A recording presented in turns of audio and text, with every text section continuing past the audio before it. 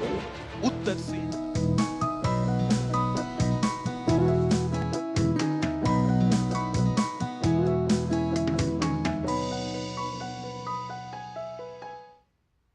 नमस्कार, total health में आप सभी का स्वागत है। मैं हूं किरण भारद्वाज। खून है जो रगों में तो उबलना चाहिए, माहौल अब ये बदलना चाहिए। कैसा भी मुश्किल हो सवाल, हल तो उसका निकलना चाहिए। एक मुश्किल सवाल है कि अनीमिया यानी रक्त अल्पता को कैसे दूर किया जाए और कैसे इससे बचाव किया जाए। ये हम जानेंगे विशेषज्ञों से। अनीमिया के क्या कारण होते हैं और क्यों आवश्यक है उसका सही प्रबंधन करना, इस विषय पर हम आपको जानकारी देंगे। एक रिपोर्ट देख लेते हैं और ये समझते हैं कि दरअसल रक्त हमारे शरीर और स्वास्थ्य के लिए कितना महत्वपूर्ण है।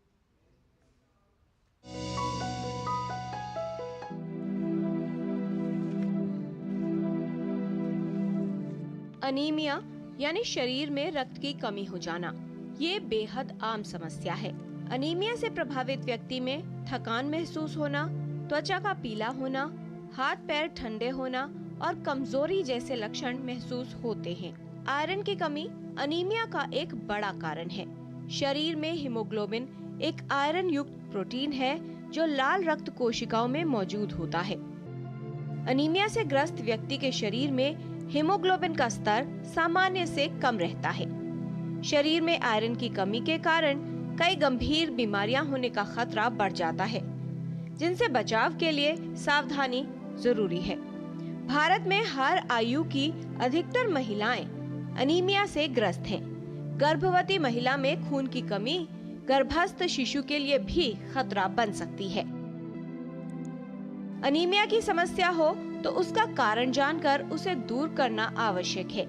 आहार में आयरन की पर्याप्त मात्रा लें, पोषण का ध्यान रखें जिससे अनीमिया की समस्या से बचाव किया जा सके। किरण भारद्वाज, डीडी न्यूज।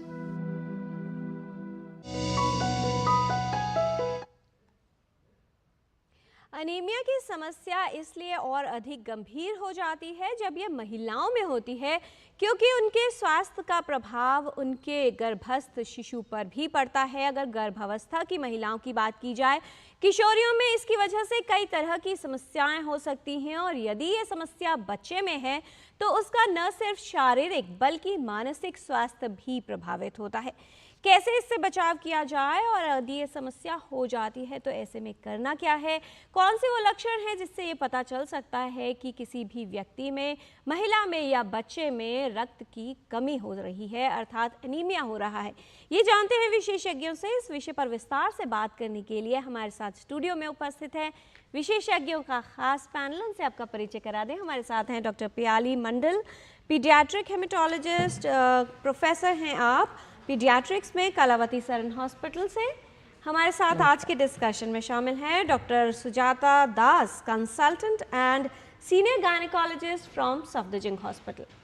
दोनों ही विशेषज्ञों का स्वागत करते हैं। और जब अनीमिया की बात आती है, हालांकि इसके बहुत सारे कारण हो सकते हैं, लेकिन एक बड़ा कारण है सही पोषण न मिलना, और ये वो कारण है जिससे बचाव भी किया जा सकता है। और अगर इसकी वजह से एनीमिया है तो उसे दूर भी किया जा सकता है। कैसे, ये जानेंगे विशेषज्ञों से। इस विषय से संबंधित कोई सवाल अगर आप पूछना चाहते हैं तो हमारे टोल फ्री नंबर पर कॉल कीजिए। नंबर है 1800111234। आप अपने प्रश्न ईमेल के माध्यम से भी हम तक पहुंचा सकते हैं। ईमेल एड्रेस है ddnewstotalhealth@gmail.com। तो आइए जानकारी की शुरुआत करते हैं और समझते हैं कि दरअसल अनीमिया को लेकर देश में स्थिति कितनी चिंताजनक है और इसके लिए क्या किया जाना चाहिए। डॉक्टर सुजाता, सबसे पहले आपसे ये समझ लें कि रक्त की अल्पता या अनीमिया जिसे कहा जाता है, हमारे देश के परिप्रेक्ष्य में बात की जाए और महिलाओं की दृष्टि से देखा जाए, कितना महत्वपूर्ण हो जाता है और कितना आवश्यक है इसके विषय में जागरूक होना। इसके विषय में देखिए, जागरूक होना बहुत आवश्यक है। वर्ल्ड हेल्थ ऑर्गेनाइजेशन जो है, जो इसको परिभाषित करती है, वो कहती है कि एनीमिया जो है वो 12 ग्राम % से अगर हीमोग्लोबिन का लेवल कम है तो एनीमिया माना जाता है। पुरुषों में अगर 13 ग्राम % से कम है तो कम माना जाता है, और गर्भवती महिलाओं में अगर 11 ग्राम % से कम है तो इसे कम माना जाता है। इसका जो प्रेवलेंस अगर हम देखें वर्ल्ड वाइड, पूरे संसार में अगर हम पॉपुलेशन की बात करें तो लगभग 25% है, जो कि काफ़ी चिंताजनक है। अगर हम एडोलेसेंट ग्रुप की बात करें, जो कि 11 से 19 वर्ष के लोगों की अगर हम बात करते हैं, तो लगभग 47% है। अगर हम गर्भवती महिलाओं की बात करते हैं तो ये लगभग 58% है। सो अनीमिया पर बात करना बहुत ज़रूरी है क्योंकि इसका प्रेवलेंस बहुत ज़्यादा है। जी, बच्चों की अगर बात करें डॉक्टर पियाली, तो विश्व स्वास्थ्य संगठन के आंकड़े ये कहते हैं कि लगभग 40% बच्चे और किशोर, अगर किशोरों की बात की जाए तो लगभग 35 से 40% किशोरियां भी इससे प्रभावित हो रही हैं।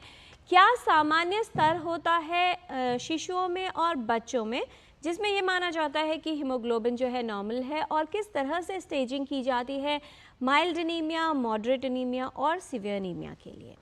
थैंक यू किरण सवाल के लिए। तो आपने बिल्कुल सही कहा कि बच्चों में इसकी संभावना बहुत ज़्यादा है। इनफैक्ट अगर हम देखा जाए लेटेस्ट NFHS 5 के हिसाब से इसकी मात्रा 65% से भी ज़्यादा है।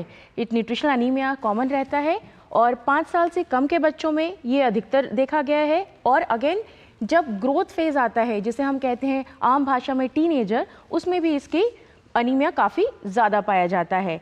अगर ये देखा जाए कि माइल्ड, मॉडरेट, सिवियर, तो सिवियर किसी भी 7 से कम को हम सिवियर अनीमिया कहते हैं बच्चों के लिए। 7 से 9 हम मॉडरेट कहते हैं और उससे ऊपर है तो ये माइल्ड अनीमिया कहा जाता है। Thank you. डॉक्टर सुजाता, महिलाओं की अगर बात करें, जीवन की जो पूरी लंबी जर्नी होती है, यात्रा होती है, कई सारे ऐसे पड़ाव हैं और संवेदनशील अवस्थाएं हैं जिनमें जो है काफ़ी अधिक स्वास्थ्य की देखभाल करने की आवश्यकता होती है। पहले पड़ाव की अगर बात करें किशोर अवस्था और फिर उसके बाद गर्भावस्था, दोनों में ही अगर एनीमिया की कमी है तो किस तरह की जटिलताएं होती हैं और क्या किस तरह से ये प्रेजेंट करेगा, क्या लक्षण हो सकते हैं किसी भी किशोरी में, और अगर गर्भस्थ महिला की बात करें गर्भावस्था में कैसे प्रेजेंट कर सकता है? जी, हम आपका पहला सवाल लेते हैं एडोलेसेंट एज ग्रुप में। तो जो इंडिविजुअल्स, जो लोग 11 से 19 वर्ष की आयु के बीच आते हैं, उनको हम एडोलेसेंट कहते हैं। किशोर किशोरियों के बीच जो ये एनीमिया का प्रेवलेंस है, जो ये इस पॉपुलेशन एज ग्रुप में देखा गया है, वो काफ़ी देखा गया है, लगभग 47% है। और अगर हम गर्ल्स की बात करें तो ये लगभग 54% है। अगर हम बॉयज़ की बात करें तो ये लगभग 30% है।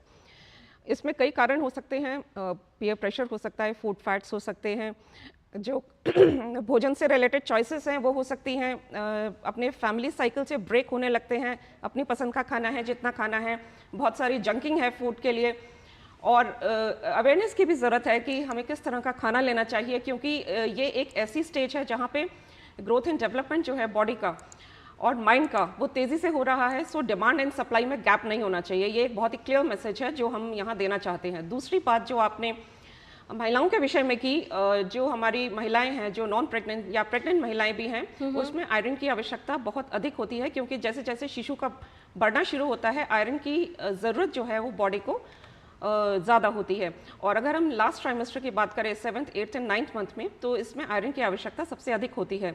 जहाँ तक लक्षणों का सवाल है, जो बहुत ही कॉमन लक्षण है जो हम देख सकते हैं खून की कमी से, जैसे भूख में कमी होना, थकान होना, फोकस न करना अपनी स्टडीज़ पे, जो हम आम तौर पे देखते हैं बच्चों में, एडोलेसेंट्स में, वो अपनी स्टडीज़ पे फोकस नहीं कर पाते, कंसंट्रेशन की कमी होती है।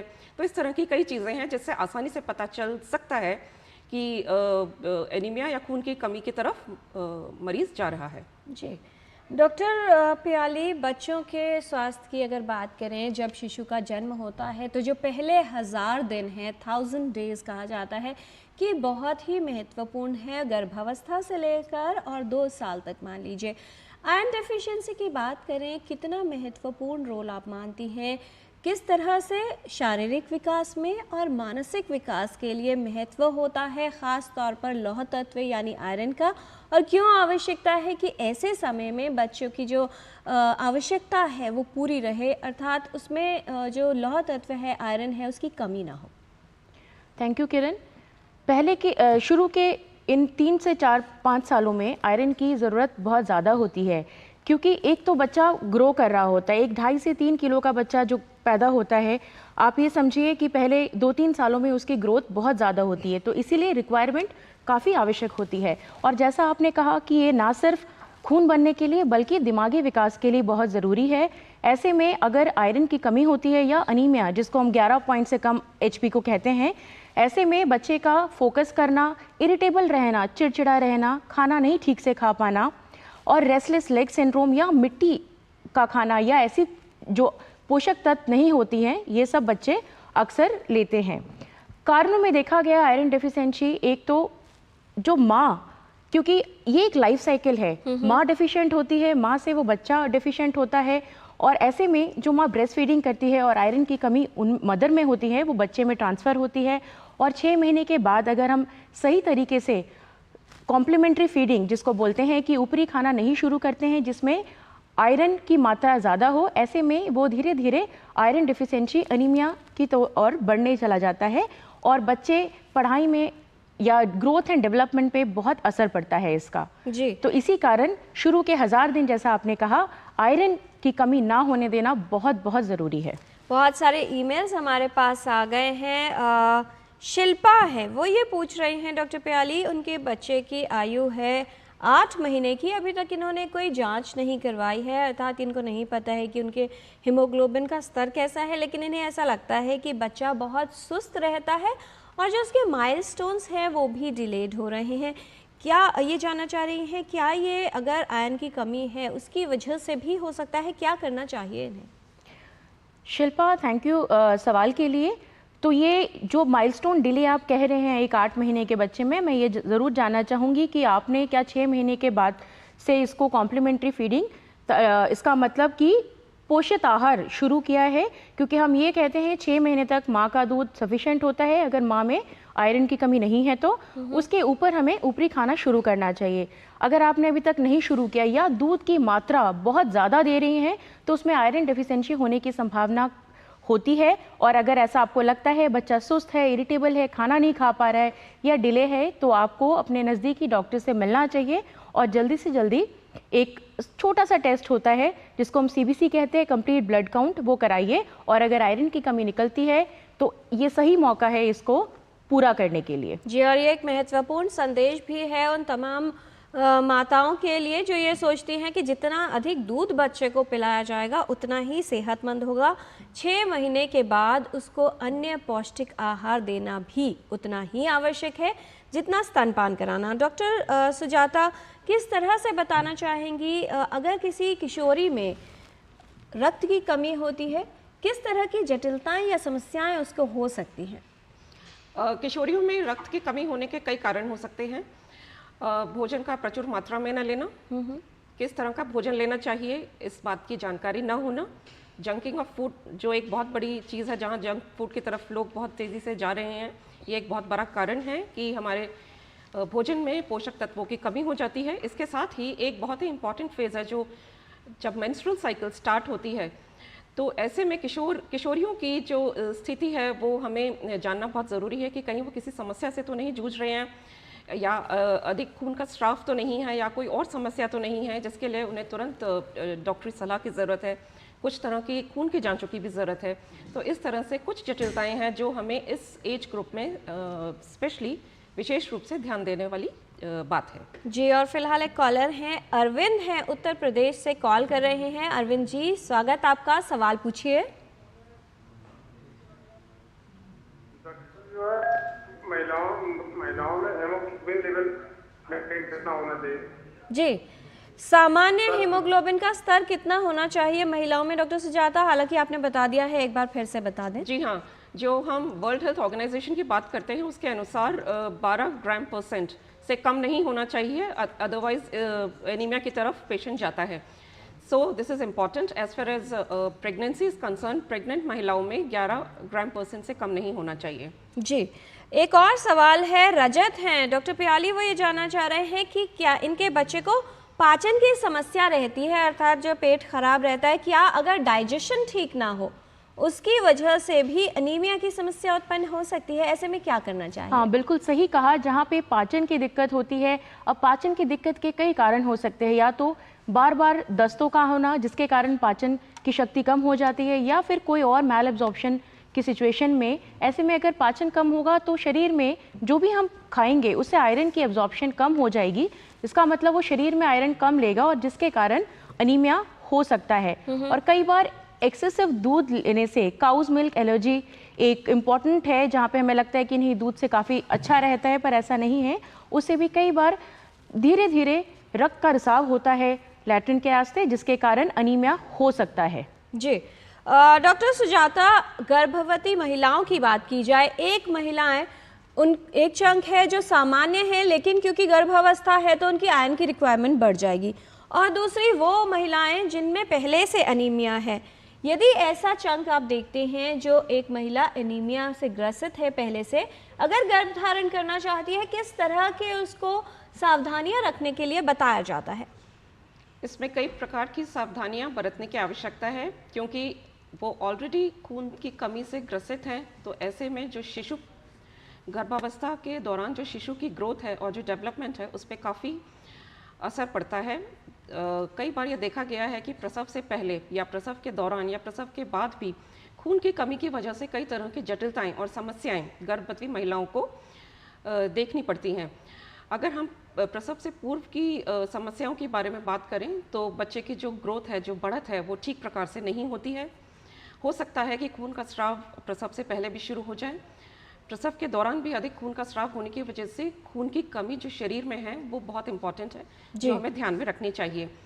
और इसके बाद भी, डिलीवरी के बाद भी अगर खून की कमी है तो बहुत सारे इन्फेक्शंस हैं, बहुत सारी जटिलताएं हैं। माँ अपने बच्चे को ठीक से दूध नहीं पिला पाती, लैक्टेशन और ब्रेस्ट फीडिंग एस्टैब्लिश नहीं हो पाता। तो इस तरह की बहुत सारी परेशानियां हैं जो हमें ध्यान में रखनी चाहिए। समस्या तो है डॉक्टर प्याली, अब इसे दूर कैसे किया जाए? किस तरह का खान पान है? अगर न्यूट्रिशनल डेफिशिएंसी एनीमिया की बात की जाए, आयरन डेफिशिएंसी अगर एनीमिया है, किस तरह का खान पान इस समस्या को दूर करने में सहायक हो सकता है? थैंक यू किरण। देखा जाए तो हम सबको पता है कि आयरन की कमी को दूर करने के लिए हमें हरी पत्तीदार सब्जियां, दालों का सेवन, और जो नॉन वेजिटेरियन लोग हैं वो मीट मच्छी का सेवन कर सकते हैं। और ना सिर्फ ये, आजकल सरकार में अनीमिया मुक्त भारत प्रोग्राम के तहत स्कूलों में, जो गवर्नमेंट या गवर्नमेंट स्कूल्स हैं, वहाँ पे हर हफ्ते आयरन की गोली दी जाती है, इन्हें लेना चाहिए। उसके अलावा डीवॉर्मिंग, जिसका मतलब साल में एटलीस्ट 2 बार 1 से 19 साल के बच्चों को कीड़े मारने की दवाई दी जाती है। इसके अलावा जो हमने अभी डिस्कस किया कि दूध का पिलाना, जब कॉम्प्लीमेंट्री फीडिंग शुरू करना है 6 महीने के बाद, तो पूरी मात्रा में खाना देना चाहिए। और ऐसा कहते हैं कि 1 साल तक के बच्चों को फैमिली पॉट, जैसा हम घर में खाते हैं, वो पोषित आहार मिलना चाहिए। जी, और बहुत से लोग हैं जो सिर्फ दाल का पानी देना शुरू करते हैं। तो दाल देनी है, दाल का पानी नहीं, क्योंकि पोषक तत्व पर्याप्त मात्रा में शिशु को मिलने चाहिए। कुछ और भ्रमों को दूर करने की कोशिश करते हैं जिसकी वजह से एनीमिया हो सकता है, या गलत धारणाएं हैं इससे जुड़ी हुई। रैपिड फायर क्वेश्चंस राउंड, यानी छोटे सवाल और बहुत छोटे जवाब। पहला सवाल डॉक्टर प्याली आपसे कि क्या ब्लड डिसऑर्डर यानी रक्त के विकार ही एनीमिया का एकमात्र कारण है? बिल्कुल नहीं किरण जी, इसके बहुत और भी कारण हैं। डॉक्टर सुजाता, एनीमिया सिर्फ लड़कियों को ही होता है, लड़कों को नहीं होता? नहीं, ये गलत धारणा है। ये दोनों लड़कियों और लड़कों में देखा जा सकता है। डॉक्टर प्याली, बच्चों में हीमोग्लोबिन का सामान्य स्तर कितना होना चाहिए? 11 से कम HP बच्चों में अनीमिया कहलाता है। जी, कौन से स्तर से कम अगर हीमोग्लोबिन हो डॉक्टर सुजाता तो उसे महिलाओं में या वयस्कों में एनीमिया माना जाएगा? जी, 12 ग्राम % से अगर कम है तो महिलाओं में इसे एनीमिया कहा जाता है। अगर हम पुरुषों की बात करें तो 13 ग्राम % से कम है तो इसे एनीमिया माना जाता है। तो इसमें भी अलग अलग कैटेगरीज है, माइल्ड, मॉडरेट एंड सीवियर, जैसे डॉक्टर साहब ने बताया। डॉक्टर प्याली, क्या सिर्फ एनीमिया का खतरा उन्हीं बच्चों को है जो जन्म से पहले पैदा हुए हैं, प्री टर्म है, या उनका वजन जन्म के समय कम रहा हो? नहीं, ऐसा बिल्कुल नहीं है। इनमें ये प्रॉब्लम बहुत ज़्यादा है, पर ऐसा नहीं है कि सिर्फ इन्हीं बच्चों तक ये सीमित है। डॉक्टर सुजाता, एनीमिया की वजह से क्या किसी किशोरी में मेंस्ट्रुअल साइकिल प्रभावित हो सकती है? जी, बिल्कुल हो सकती है। किशोरियों में मेंस्ट्रुअल साइकिल को समझना एक बहुत बड़ी चीज़ है, क्योंकि ये बहुत ज़रूरी है कि ये एक चेंज है, फेज है, तो इसमें खून की कमी हो सकती है। राइट। डॉक्टर प्याली, इनमें से क्या बच्चों में एनीमिया का लक्षण हो सकता है? त्वचा का रंग पीला पड़ जाना, बच्चे का चिड़चिड़ा रहना, या फिर हाइपर एक्टिव हो जाना?